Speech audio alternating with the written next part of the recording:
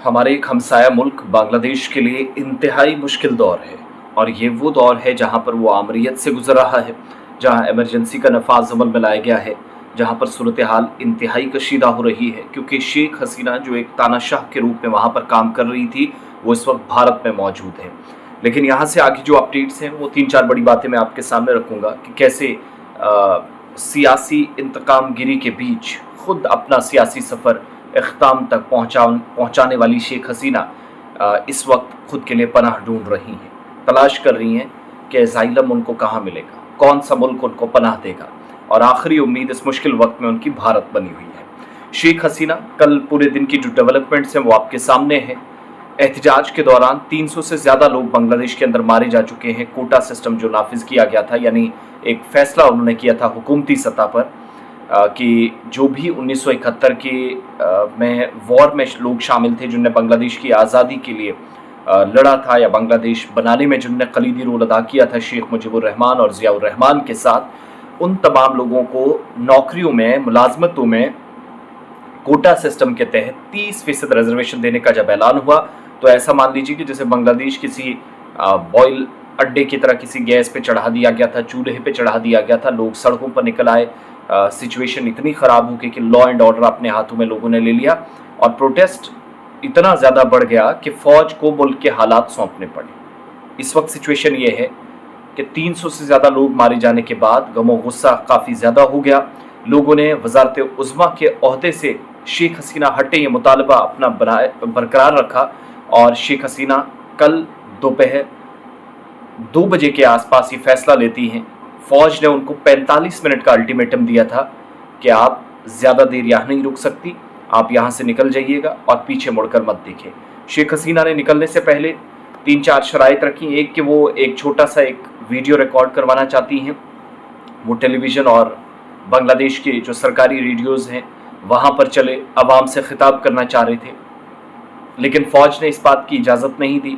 फिर उसके बाद उन्होंने कहा कि उनके साथ कुछ बैग्स हैं, 30 के करीब उनके पास बैग्स थे। अब वो अपने साथ क्या लेकर जा रही थी ये फ़ौज जानना चाह रही थी। कहीं ऐसा तो नहीं कि कुछ पैसा है, डॉक्यूमेंट्स है, कुछ सोना वगैरह है, कुछ ज्वेलरीज़ हैं, कुछ जेवरात हैं, वो अपने साथ तो नहीं लेकर जा रही है। तो वो चाहती थी कि इसकी चेकिंग ना हो, उनको सही सम्मान के साथ, इज़्ज़त के साथ यहाँ से रवाना किया जाए।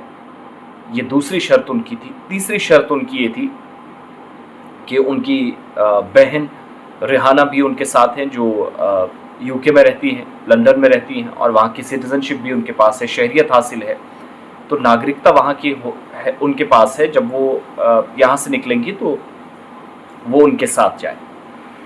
फ़ौज ने ये तीनों बातें पहले तो नहीं मानी, बाद में जो उनकी बहन है उनको साथ भेजने का फ़ैसला किया। फिर एक हेलीकॉप्टर दिया, 2 गाड़ियाँ लाई, कहा कि ये हेलीकॉप्टर है, हम रास्ता आपको दे रहे हैं और मेहरबानी करके यहाँ से चले जाइए, दोबारा वापस मत लौटिए। इस वक्त सिचुएशन ये है कि वो यूपी और बाकी सारी एरियाज़ को क्रॉस ओवर करते हुए पहले पता चला कि फ़िनलैंड जा रही है, फिर कहा गया बंगाल जा रही हैं, फिर भारत सरकार ने बंगाल में जो 4026 किलोमीटर जो बॉर्डर लगता है, इंटरनेशनल बॉर्डर, दुनिया का 5वां बड़ा बॉर्डर है जो बांग्लादेश के साथ शेयर करता है, उस पूरे पर हाई अलर्ट जारी कर दिया। DGBSF दिल्ली से कोलकाता की तरफ रवाना हुए, और ट्रेन सर्विसेज जो ढाका से कोलकाता आती हैं उनको मनसूख कर दिया गया, सारी चीज़ें रोक दी गई। और इन सब के बीच में शेख हसीना हिंदुस्तान पहुंची। हिंडन एयरबेस जो कि एक बड़ा एयरबेस है गाज़ियाबाद के अंदर, यूपी का हिस्सा है, दिल्ली के नज़दीक आता है। और हुआ ये कि शेख हसीना वहाँ पर रात के वक्त ही पहुँच गई थी, 5:36 पर कल उन्होंने लैंड किया था। वहाँ पर इंडियन एयर ऑफिसर की तरफ से उन्हें रिसीव किया गया। बाद में कौमी सलामती के मशीर अजीत डोभाल भी उनसे मिले। मुलाकातों के बाद इधर CCS कैबिनेट जो कैबिनेट कमेटी फॉर सिक्योरिटी है उसने भी मीटिंग की, और वजारत ख़ारजा की जानिब से हो सकता है कि आज बयान भी जारी किया जाए। और इस वक्त ख़बर यह है कि फ़िलहाल वो यूके नहीं जा रही है, क्योंकि यूके के भी कुछ मामलात हैं, जैसे नवाज़ शरीफ के साथ हुआ।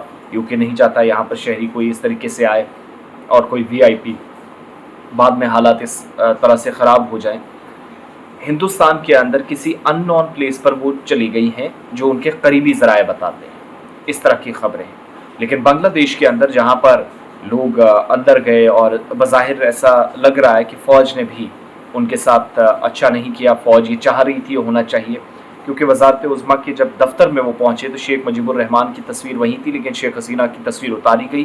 फ़ौजी अहलकार जश्न मनाते हुए देखे गए, लूटा गया पूरे पैलेस को, मुज़ाहिरीन अंदर दाखिल हुए। और अब जो तलबा विंग है, जो जमात इस्लामी है, हिज़्ब इख्तिलाफ के कायदीन हैं, उन्होंने इस बात से मना कर दिया है कि वो फ़ौजी हुक्मरानी को या फ़ौजी हुक्मरानों को मुल्क के अंदर निज़ाम चलाते हुए देखें। वो कह रहे हैं कि फ़ौरी तौर पर आप इलेक्शन करवाइएगा और नई हुकूमत को यहाँ सारा कारोबार जो है, सारा सिस्टम जो है, सारा निज़ाम सौंप दें।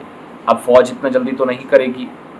खालिदुज़्ज़मा जो वहाँ के आर्मी चीफ़ हैं, मोहम्मद शहाबुद्दीन सद्र, उन्होंने न सिर्फ वहाँ की जो नेशनल असम्बली है उसको तहलील कर दिया, पार्लियामेंट को तहलील कर दिया, बल्कि खालिदा ज़िया जो फॉर्मर प्राइम मिनिस्टर हैं, ज़ियाउर रहमान की अहलिया हैं, उनको भी जेल से उन्होंने रिहा कर दिया है। तमाम अपोजिशन के लीडरान को छोड़ दिया गया है, लेकिन अभी भी लोग गलियों में हैं, सड़कों पर हैं।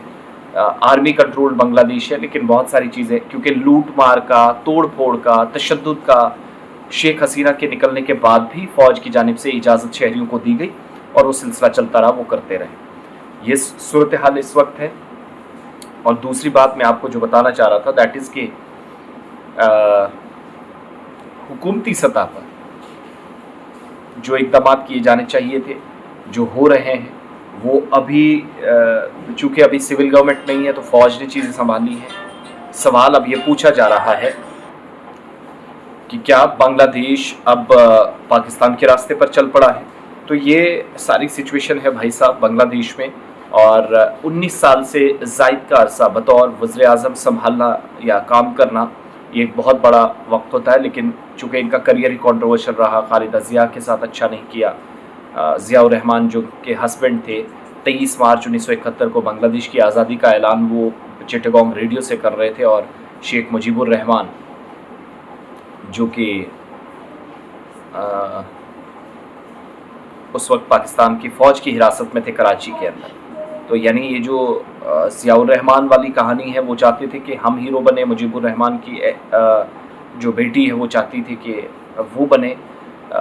76 साल की उम्र में अभी भी लालच थे, और पिछले कुछ वक्त से गिरफ्तारियाँ, हिज़्ब इख्तिलाफ को दबाना, करप्शन के केसेस, मिनिस्टर्स को अरेस्ट करवाना, फिर जमात इस्लामी पर अचानक बैन, लोगों पर इस तरीके से तशद्दुद करवाना, उनको मरवाया। ये एक आमरीत का दौर था, तानाशाही का एक दौर पिछले कुछ वक्त से देखा गया बांग्लादेश में। इकॉनमी में भले ही वो ऊपर गया है, ग्लोबल पीस इंडेक्स में हिंदुस्तान 116वें नंबर पर जो इस साल की रिपोर्ट आई, और बांग्लादेश 63वें नंबर पर थे, लेकिन शायद वो आदादोशुमार भी गलत साबित हुए।